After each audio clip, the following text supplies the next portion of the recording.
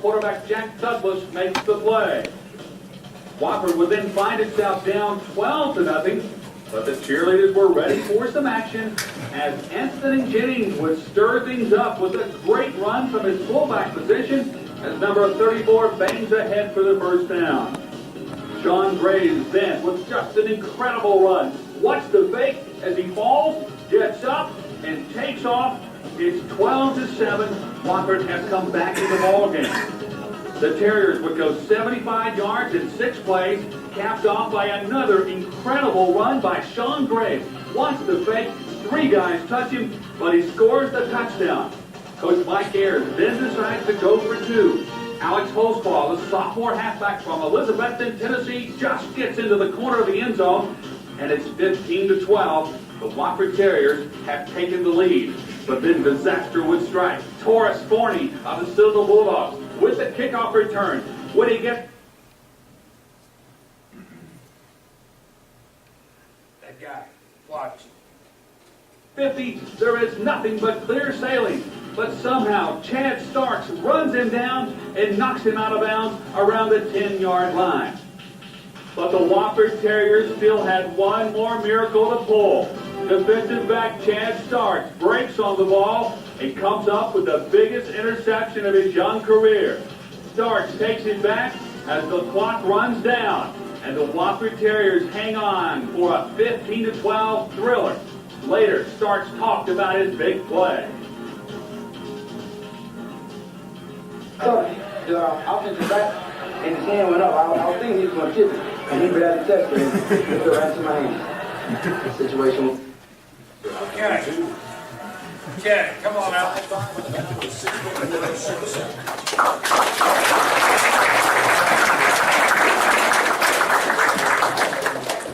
As you can tell, there's a couple things that have changed since back in the 90s.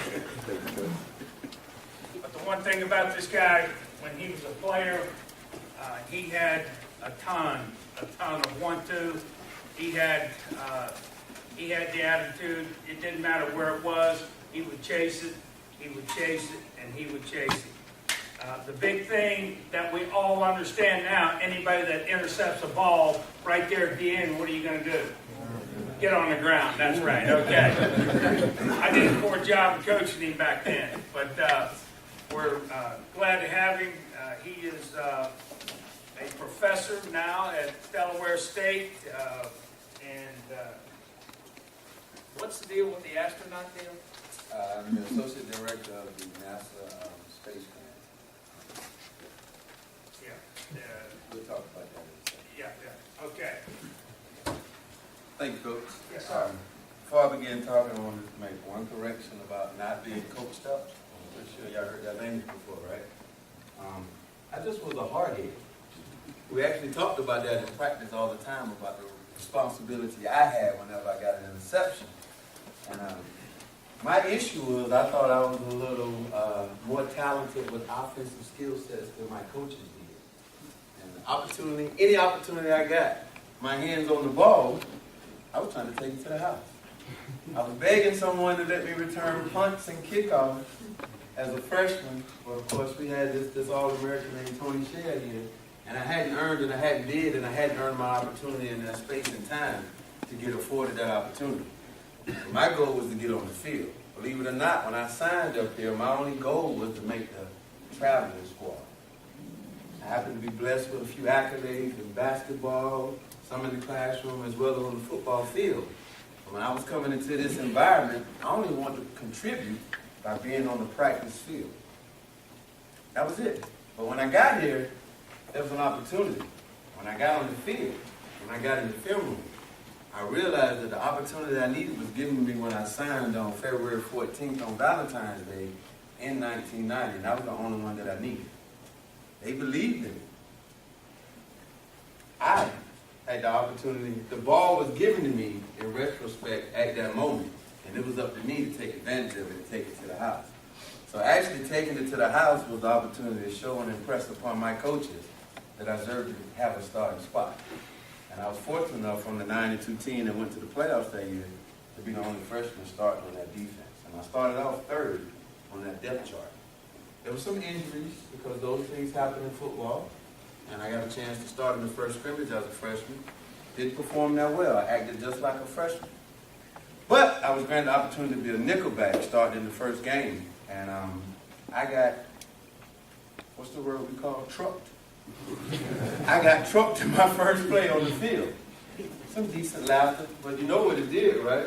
When all of us have that anxiety and that nervousness before kickoff starts, what does it usually take for you to get right? That one hit. And after that one hit, then I made my one hit. And then I felt okay about where I was. We're going to put that part of the tape on pause. And I want to start off about introducing myself and telling you a little bit about me and a little bit about where I'm from and a little bit about how I got to certain spaces and where I am now and where I plan on going for the future. And hopefully some of this can resonate with where you are now, where some of you are from, and where you plan on taking your future. I'm born and raised in Columbia, South Carolina. Proud native of the dirty, as we like to say. I'm one of 5 children. I have 3 older brothers and 1 older sister. So, as we like to say, I am the baby. I don't think I was spoiled. I don't think I was treated like a baby, but my mom has a different type memory and conversation than what I had. I didn't have a great relationship with my father growing up. I had no relationship with my father. My mother was one of 14. She picked cotton for a living. My grandfather owned cotton fields. The race relations and the whole political culture and environment was very different in South Carolina than what it is now. My mother used to tell me stories growing up as a child that when she picked cotton, she used to have to lay down in the fields when the school bus came around because my grandfather wouldn't let her go to school. It was about survival before education. She graduated as a valedictorian of her class, even with missing those days out of school. She put education as a priority, even though she wasn't even allowed to go to school. My grandfather was teaching her a value system about work ethic. Work ethic. Even without formal training, even without textbooks, even without the opportunity to excel on an educational level that we say gives you an opportunity to be much more successful, and there's one opportunity we have in life. Walking across campus in graduate school about 6 years ago, I realized what my grandfather had sacrificed for me in order for me to be a part of this thing called success. The values that he gave my mother had no option but to bleed down to me. I realized that the race relations in the 1950s and the 1960s were great opportunities for learning experiences for a man like me growing up in the South without a relationship with his father. And let me tell you what I mean by that. My grandmother corrected my grandfather one day when they were selling the bales of cotton to one of the white landowners. She said, don't you ever, ever, ever, ever, ever correct me in front of a white man again. She was confused. They get back in the truck. She said, Daddy, but he was cheating me. He turns and looks at her and says, what makes you think I didn't know that? This was the only way that he could feed the family. Can you imagine your pride, your identity, working hard, lazy, and you have to take this type of disrespect in order to feed 14 children? Some of us cry about getting up going to the 8 o'clock class. I was there. Some of us cry about actually walking from this locker room down to that practice field. I ain't never had to pick no cotton. I ain't never had to worry about whether or not I could eat. We didn't have any money, but that value system of survival my grandfather gave my mother, she made sure I got it.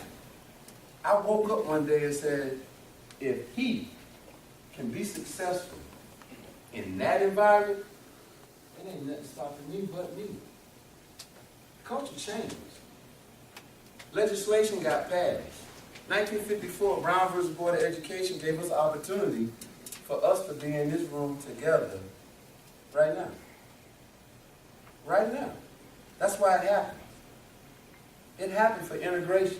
It happened for resource evaluations to be distributed amongst people that never would have been given those opportunities. What did I really have to be upset about? Well, I found something. I found a number of things. I thought I was a very good kid. I had good grades, stayed out of trouble, I played ball, I went to church, but I couldn't figure out why I didn't have a relationship with my dad. I tried to do everything perfect so he would be proud of me. He had an alcohol problem. He had an anger problem. He had a commitment problem. He had a number of issues that I also was subjected to, like that value system and that work ethic that my grandfather gave my mother. And when I realized that he didn't want to have a relationship with me, what do you think I did? I internalized that emotional pain, and I got angry. I got very angry. I got angry at people that were not deserving of it. I got angry at the world. I started feeling sorry for myself in retrospect now that I look back at it. But feeling sorry for myself and realizing that this is a reality is two different conversations. Because you have to deal with the emotion in order to grow from that pain in order to move past. So the first thing you have to do is be honest with yourself about that emotion you're feeling. But anger allows you to mask the real emotion of hurt and respond in subjective to people that aren't worthy. So when I signed here in February 14th, I made a commitment. Them boys ain't where I'm from up there. They soft. I'm going to go to that school and show them what a real dude is. That's what I said. So I come to Wofford College with all this anger because somebody owed me something. Even though I had no money to pay for school. Someone gave me an opportunity, but that was removed out of the conversation. I wasn't thinking about it that way then. I was young, dumb, and full of a lot of other stuff people talk about, right? I was in my own world, wallowing in my own pity, and not realizing the opportunity that I'd been afforded. I came to school and had a 1.54 grade point average my first semester. I told Coach that I was going to Georgia Tech for the 3-2 program to be an engineer. Never wanted to play professional football. Didn't think that was part of my life trajectory. So I wasn't planning to come here to go play football. I came here to use football to get a quality education so I could take care of my mom and my community. That was never a part of what I played football for. At 14, she told me, you keep talking about this college thing. If you want to go, you have to earn a scholarship because we don't have any money.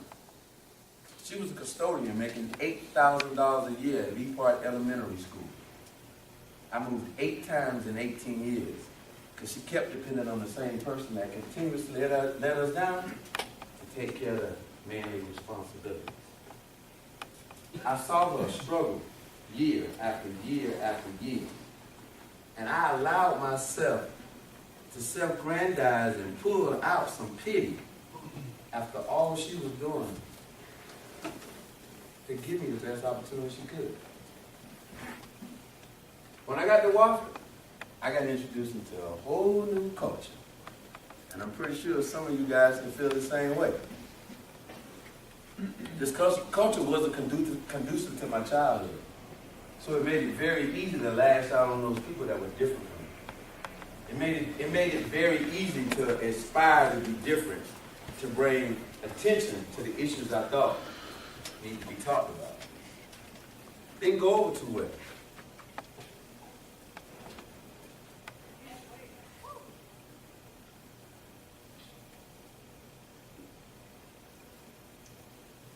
I loved playing the game, but I also knew I can't go home. You get a 1.54 in your first semester, you land on top of your bunk bed at home in Columbia, South Carolina over Christmas break. The first thing you say is, what am I going to do if I come back to the streets of Columbia, South Carolina? I know exactly what I'm going to do. Crack hit the street in 1984, 85 in California. What you think all my boys are doing? We turned 14, 15, 16, 17.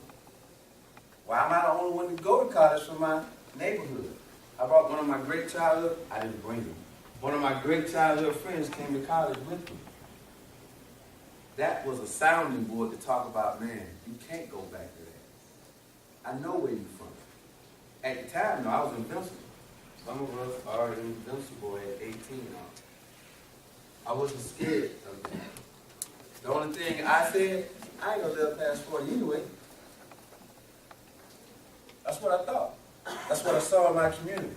A lot of great athletes with a whole lot of promise, with a whole lot of failure. Why would I be different? Humble enough to say I'm not that different for them. But not self-confident to know that I have been blessed with a number of abilities that I need to take advantage of. I made a commitment when I got that letter. I ain't coming back home. Why? I was that mad about the culture of Wofford that I didn't want them to be right. I was just that angry that I made myself believe that they were actually putting up pictures of me as a bullseye and throwing darts at me. I made myself believe that. I was going to make them white. A young black man from Columbia, South Carolina, gets a scholarship to play football, and he blows it in the first semester because he can't compete in the classroom. I'm going to make them right. Came back in the spring, signed up for 12 classes, still a big engineering. I took one of the classes that I failed again. About a week after the drop ad period, Dr. Bass comes to me and says, Chad, we got 49 average. I'm not sure we're going to make it. Dr. Bass, what can I do? Can I stay after? What can I do? He was like, well, you can do something. You can go talk to coach about earning a WP in this class, and let's try to start this thing over. I earned a withdrawal pass. Came to coach and said, it's going to put me in a tough position. This means I won't be a full-time student in the spring. Which means I can't play the only thing that's going to get me the opportunity to do something for me, my family, and my community. And that's play spring football. Coach said, we don't have a choice, we got to do it. I did not play spring football my first year. I let me down. I let my mama down. I let my grandfather down. I let my teammates down. I signed that letter to come here to be a leader. In my mind, that's what I was doing. Oh, I had back, I had support. I walk in the cafeteria, bill mate, I might have 10, 15 with me. If I say let's meet outside in front of the green, I might have 10, 15 with me. You walking back from the practice field? Stars, what we gonna do tonight? What kind of leader was I when I left them at the most vulnerable time when they needed me to be out there, and that's called spring ball. I wasn't learning to be efficient. I wasn't learning to execute. I was somewhere looking at a book, trying not to lose the only opportunity that was given to me by the same institution that I thought made me a target. I was wrong. I was young, dumb, and wrong. Some of us in this room, I don't use those words to describe anyone other than myself. I'm fortunate enough to be an educator now. I don't believe anyone deserves that D word. But I think you get my point. I'm here today to talk to you about opportunities that are given to all of us. Not sure about the religious culture in the world, but I use a lot of analogies. And I think God dials up a lot of phone numbers. The question is whether or not you pick up the telephone and answer. We all get opportunities. Where are you when your number is being dialed? You can bring it back to football. You can be a reserve player. When the ACL goes on the start, Coach Lang turns to get the next man up, you dialing your phone number. Are you answering the call? I didn't answer the call my first year. It was tough. It was a real big transition. And it wasn't that I wasn't intelligent enough to make it in the classroom. It was about my childhood into an institution that made them responsible for what someone else didn't do. That wasn't on them. I was mad at the wrong person. I didn't understand how to deal with that pain. I grew up a man here at Wofford College. I became a man here. I made a number of mistakes that I don't want you guys to make. That freshman year, those of you that have not set foot in Milliken, in the old main yet for a classroom, Donovan, met you 2 years ago, didn't we? Sat and ate lunch together doing camp, didn't we? I shared some of this with you, didn't I? How was that first year? Sometimes when you tell a baby to stove hot, they even have to touch it. But let's move away from what we call macro conversations about large numbers. Be that one individual that takes this opportunity to say, I'm going to use prevention as a methodology, not intervention, not treatment.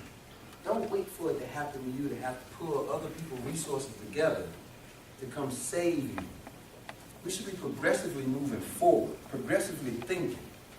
I wasted a year of my life, of my teammates' life, of my mom, and what my granddad was looking down from heaven watching me.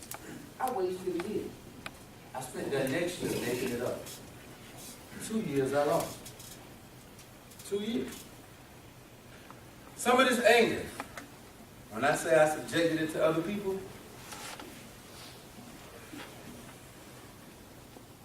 got into a couple of physical altercations here at Wofford. Not proud about it, but these are lessons that y'all need to hear. I stayed in the principal's office. Who do you think the principal is? Who do you think the principal is? How many of y'all done got 2 a.m. phone calls and being instructed to be in the old gym at 5:30 in the morning?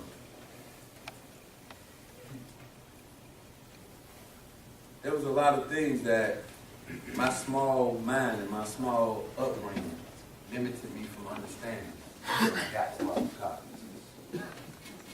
There were some people in place that believed in me, that I made my enemy, that I had no idea how much love they had for me. They're in this room and they're in this campus and in this classroom.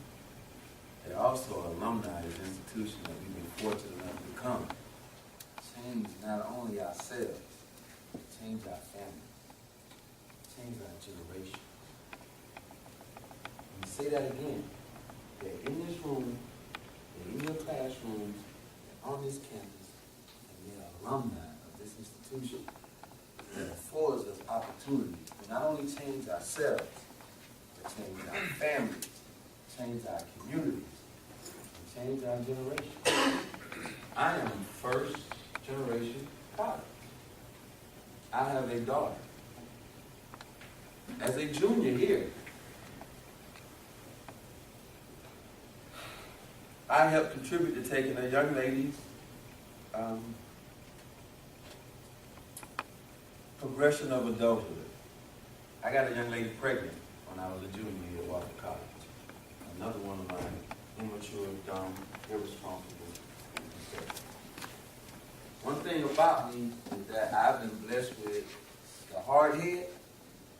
I didn't know how to accept failure. So what do you think the first thing I thought about when I was informed I was going to be a father? I ain't gonna do nothing like my dad. That opportunity made me grow up. I started going to Bilo, getting peaches at 2 o'clock in the morning. I stopped going to the parties in Ville May. I stopped doing a lot of stuff. Because my mama called me and she said, some girl called here crying, talking about you going to be a daddy. Did I teach you to be a little boy? Did I raise you to be a man? You up there making man decisions, so guess what? Don't play with my grandchild. I don't want no crying grandchild. Now, how can you not get a crying grandchild? Chad. Chad Starks, as she like to say when I'm getting those straight up lessons. She said, you do everything in your power to make that happen. It wasn't about me. I was now responsible for 2 other lives. Ain't nobody taught me to take care of me, let alone take care of 2 other people. I wasn't ready for all of this. You're not ready for all this stuff that you think is glitz and glamour. It's the only time you get to be an undergrad. It's the only time you get to go to 2-a-day camp. You don't want to turn around and live with regrets. You don't want to turn around and have these stories about woulda, shoulda, coulda. 1991 was a long time ago. 2013, it's going to eventually be a long time ago in your lives. You want to take advantage of where you are right now. I don't think I was hard-headed, but I probably was. I'm not exactly sure who came back to tell me this is what I did. This is how you navigate certain spaces. I wasn't trusting. The man that made me, he didn't care about me. How is another man that don't look like me, that didn't help create me, gonna love me? I wouldn't believe in that. I made a very, very rude comment to my coach one day. You don't care about me. I just play football for you. You sign my papers and I show up on practice and show up on Saturday. That's as far as this relationship needs to be. Well, I apologize for that comment some years ago. And that was one of the most growing pains that I experienced. I graduated from this college with a 2.27 GPA in the 4 years allotted. A father of a 1-year-old child. I didn't know what to do at that point. But guess what I didn't do? I didn't come back to Wofford College to support the teammates that had helped me. I didn't come back to see those college professors that had believed in me and given me an opportunity that I just expressed to you. I was still blaming this institution for stuff they were not responsible for. I can't watch you give your life away like that. This opportunity I get to come back, it means the world to me. I'm all about revenge. Look in the mirror. Deal with some of those pains. It's okay to cry. It's okay to hurt. The problem comes is when you make other people responsible for that pain. My first name is Brian. My mother, you ever heard of Brian's song? Okay, yeah, I'm old. I'm sorry, y'all know that. So go watch Brian's song. It's a good movie. What is it about? Brian Pickle, running back from the Bears at Kansas. All right. Who is this teammate? Gail Sayers. What's the story behind the relationship between the two? Roommates. Before that, they competed, right? Gail Sayers was the top running back. Piccolo may not make the team. Gail Sayers gets hurt. Piccolo falls out. Makes the team impressive. They become friends in the most uncomfortable way while the country was trying to keep everybody separate based on race. Brian Piccolo gets sick, leukemia. Guess who's at his bedside the entire time? The guy that was trying to take his job. Give you in those practices in that film room is life lessons about being a humanitarian, about taking care of your responsibilities, being accountable. Not only for yourself. If I could shake my hand by myself, I wouldn't have to extend my right arm. He passed away. My mother goes to see that movie when she's pregnant with me. I'm a black dude, right? She wants me to be a ball player. I come from a family of sports. Doesn't it make sense that she should have named me what? Gail. I don't realize this until about 15 years ago. She named me after the white dude doing civil rights. What is this black lady that picked cotton thinking about? My full name is Brian Chad Starks. And that was the first opportunity she gave me to compete on paper without people being able to pass judgment by reading my name. I confused a whole lot of people on paper. Before I step in the room with a whole lot of dreadlocks and some earrings, I got an undergraduate degree from Wofford College. That starts equaling out. The scales, they start to balance out when you understand the historical reputation of what this institution means. Not just in the South, I mean international. I walked across campus one day after one of those principal office meetings, and I run into the principal again.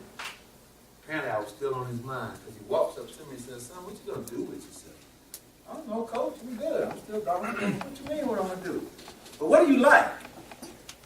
Smart mouth again, crying. He shakes his head like, what am I gonna do with this kid? He said, okay. In my office tomorrow at 2:30. I go to his office, he hands me a business card. And on the card it reads, Attorney Charlie Jones. He said, they're waiting on you to call him. Police arrested me for something? I know Coach ain't found out about what happened. At least I got a private defense attorney, so the coach looking out, right? This is all going through my mind. I'm actually nervous, scared to dial this number up because I don't really know what's going on. Not being able to trust. He can't be looking out for me. Why would he? He don't really care about me that much and what happens in my life. Why would he? Hope that made me though. I called anyway. I know I had to see him again. Hello, this is Chad Starks. I speak to Attorney Charlie Jones. Chad! How you doing? His voice is elevated. I'm like, okay, this is really exciting. What's up? He invites me to come to his office later on that afternoon. Right on Church Street. I get to Church Street, I walk in the office, 2 doors. You go to the front door, then you go to the second door. When I get in the second door, there are balloons. And there are people standing up. And they started clapping. This is the office with 3 Wofford alumni, Mike Duncan, Richard Welcher, and Charlie Jones, and an ex-senator named rest in peace, Harry Smith. And they all had managing staff members. I didn't know all this at the time. The first thing that came out of their mouth is what? We watch you play football. That's all they knew. And they knew that the principal had endorsed me and given them a phone call. We're talking about coming from a structural inequality environment where I'm fighting to get in the classroom with no books. We're talking about being regulated where a ceiling has already been put on your life, and I don't even know it. But yet, I signed a football scholarship to come to an institution with a whole lot of resources, and now a term I use called social capital just shut out the room. And I don't even realize it. Off the strength of a phone call. I don't even know if I was deserving of that. Off the field? Yeah, I did. Yeah, okay. We're talking about man. We're talking about father. We're talking about mentor, leader, community. We're talking about having a life of purpose. Why don't you come work for us? Wait a minute. What do you mean work? Like, do what? I don't know about law. Well, we heard you was interested in crime.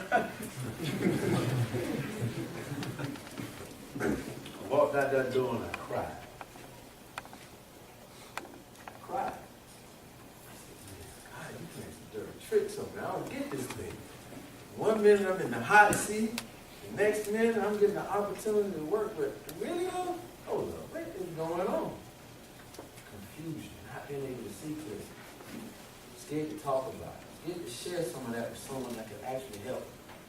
Scared to admit that there was love out there for me as well. Scared of that. Didn't want it. Didn't want to set myself up to be disappointed and hurt again. Right off. Affected my schoolwork.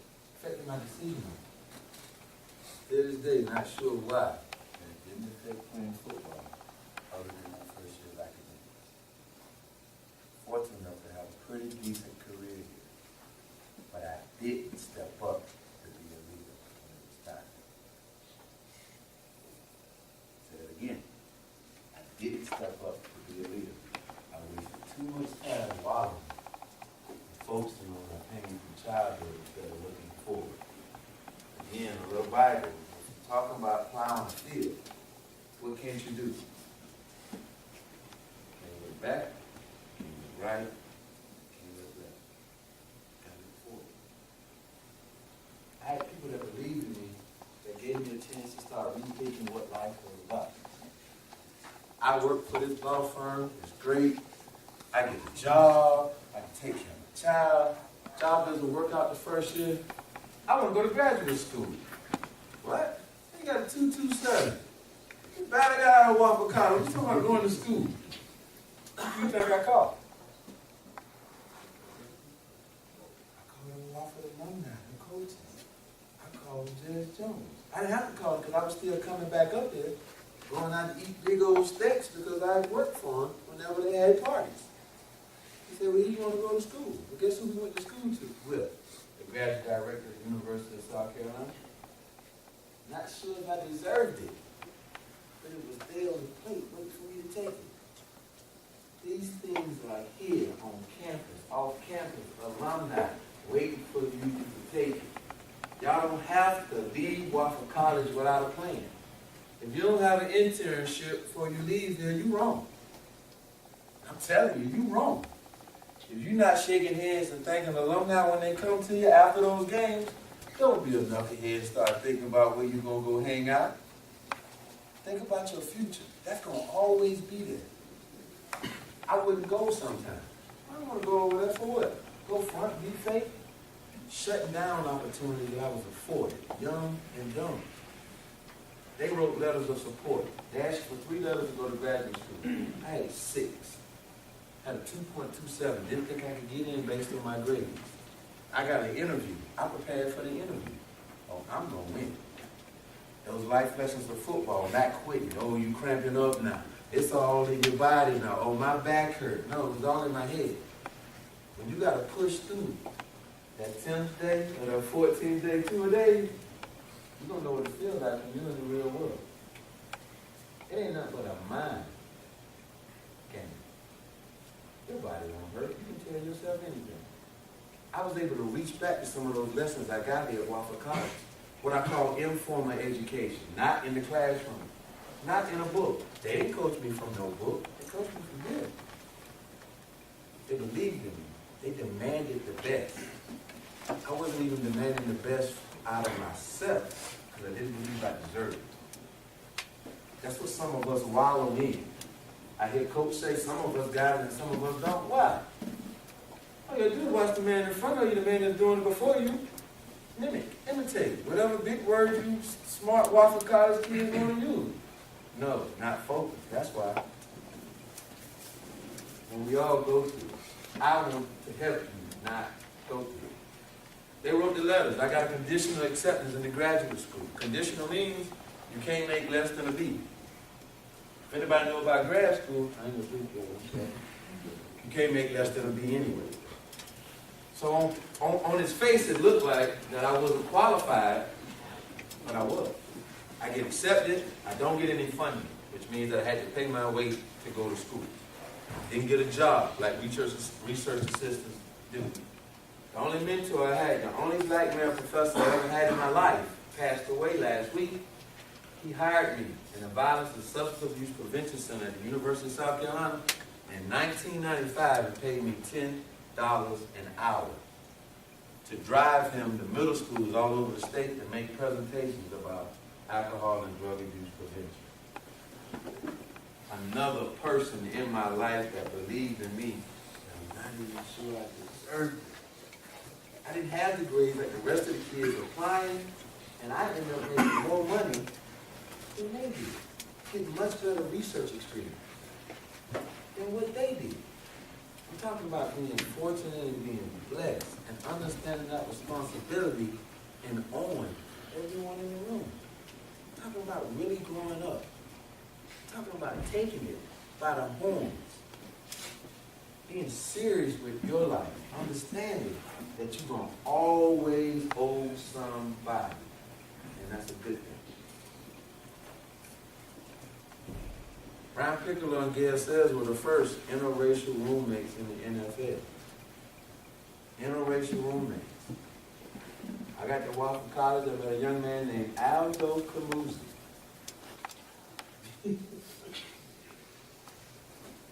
I called him crazy one morning in camp. He was this scholarship kid always smiling, talking to me as a walk-on, calling me crazy. I didn't mean that by it. I saw you run into a kickoff to the wedge head on 3 times in a row and didn't stop. Crazy to me. He started laughing. Sit down, we break bread together. Aldo became my stockbroker. Aldo sat me down in those breakfast checks that you have to make with the Dow Jones, with a newspaper. He said, come on, let me teach you something. Student of life, wanting to learn. I may not have been doing it in the classroom, but I got so many lessons here at Wofford College. It's the differences that made us attracted to each other. He knew nothing about race. He's Italian and Venezuelan. He didn't carry this anger that I carried. He wanted to understand that. Why? I was like, well, I'm not exactly sure why. First year Wofford College, he took me home for spring break with him in Boca Raton, Florida. At that moment, it was the third richest city in the nation. We went through 2 armed guards to get to his home. All of them addressed him as Mr. Caruso. He was 19 years old. I was confused. I had never been out of state of South Carolina. What are you talking about? Red Lobster looked like our McDonald's. That McDonald's looked like our Red Lobster. That was my little analogy. There were bubbles on people's houses. I was like, what is that bubble? He's like, that's not a bubble. That's the owner of the Atlanta Hawks. He built a gym for his son. He started changing my whole trajectory and understanding that, wow, these are real people here. I don't have to accept where I'm from. I can really raise the expectations in my life and in my community. He taught me $1 was just as valuable as 1,000. Made my first investment for me.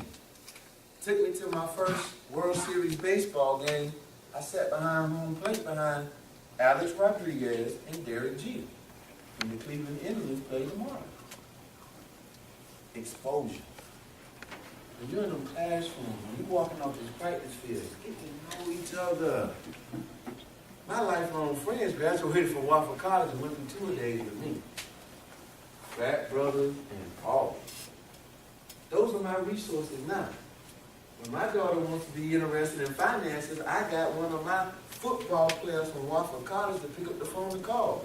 She don't have to navigate life like that and get confused. You don't have to navigate life confused, Quay. We're here. Take advantage of us, fellas. That's what resources are about. We want to balance the playing field. So I go to USC, get a master's degree in criminal justice. I started doing research on alcohol and drug offenses committed by juveniles in 3 counties in the state. Florence, Richmond, and Greenville. And came up with this whole idea that we could reduce juvenile incarceration if we have alternative programs to incarceration. Therefore, I was the first juvenile drug court coordinator for the state of South Carolina. Ironic, right? I just started talking about 1985 to 86 being what, selling what? Look at the opportunity to grow. If you don't stunt your growth, maybe society won't either. There are people out there that believe in this room. I keep honing on that. You got to believe it for yourself. I get the opportunity, do a good job, wasn't satisfied. Wasn't enough for me.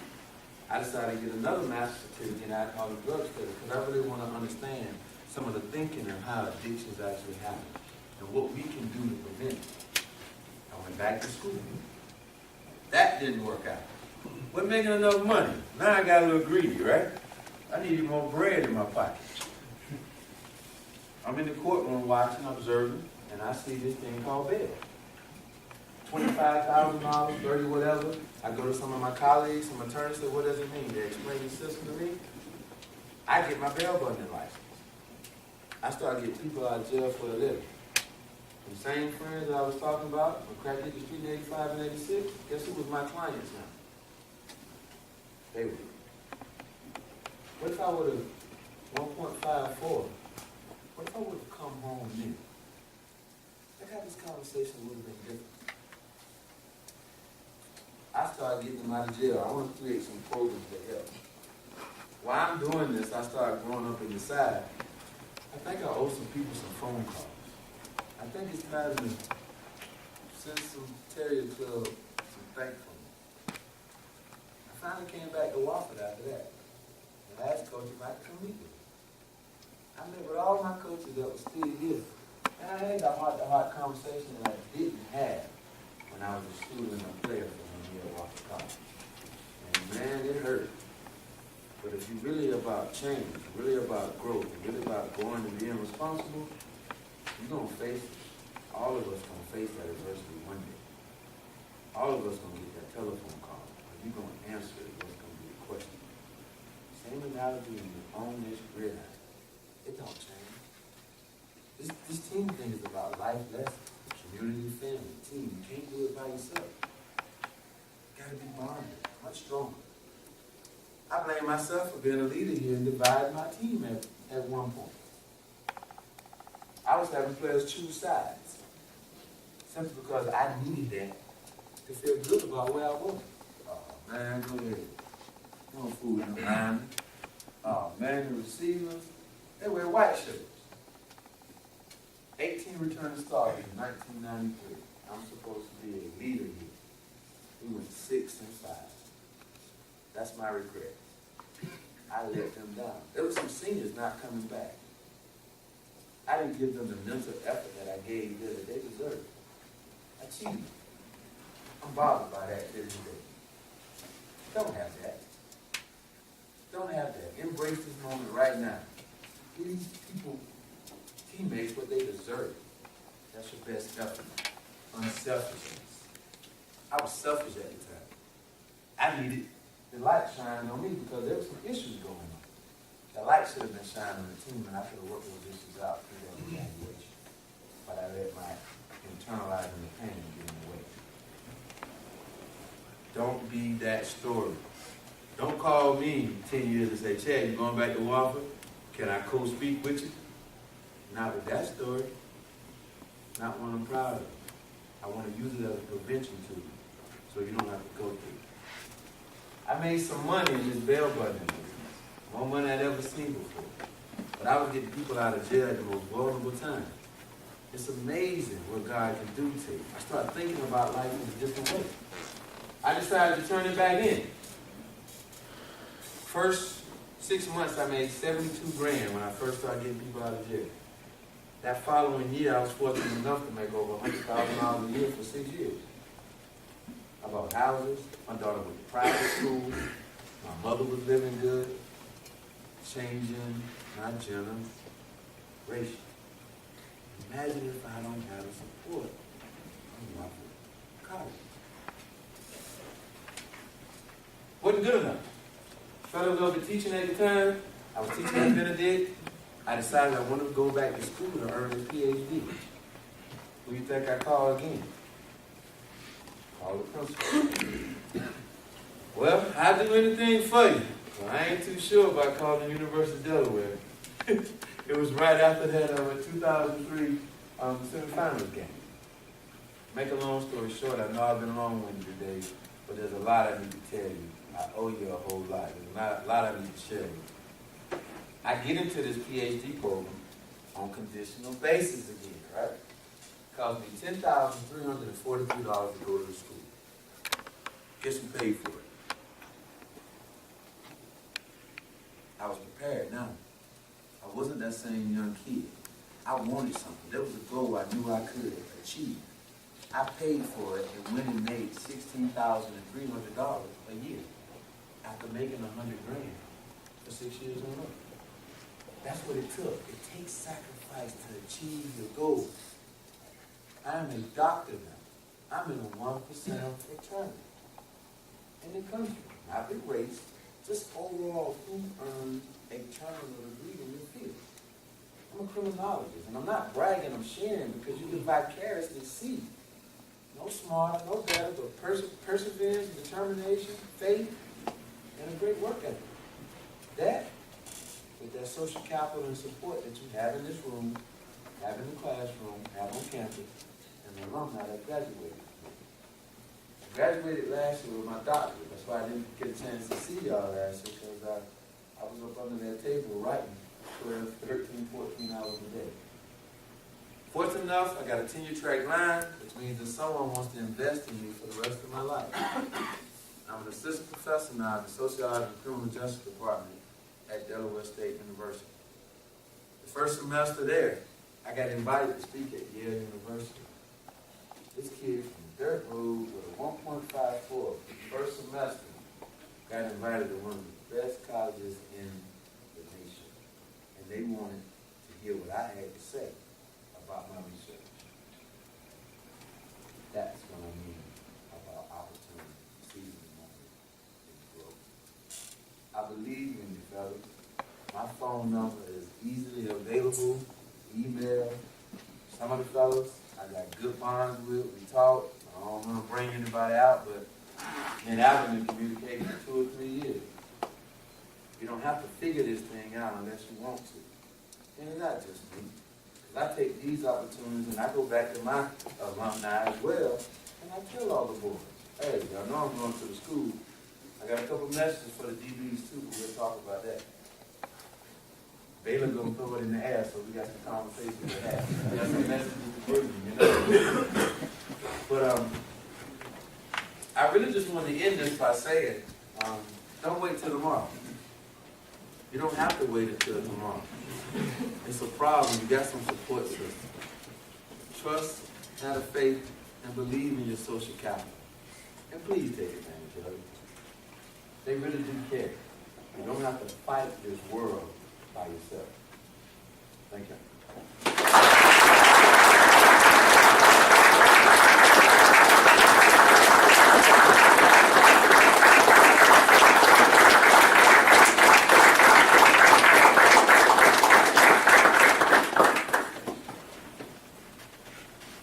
2013 time, but I appreciate so much you taking your time to come here and speak to our team, and you're included in our team. Fellas, we've got a tremendous opportunity to have a tremendous year, but it's only going to happen if we decide it's going to happen by the way that we work and approach, practice, and preparation. So, rest, relax, hydrate. We got 2 tomorrow. Let's get it done. Yep.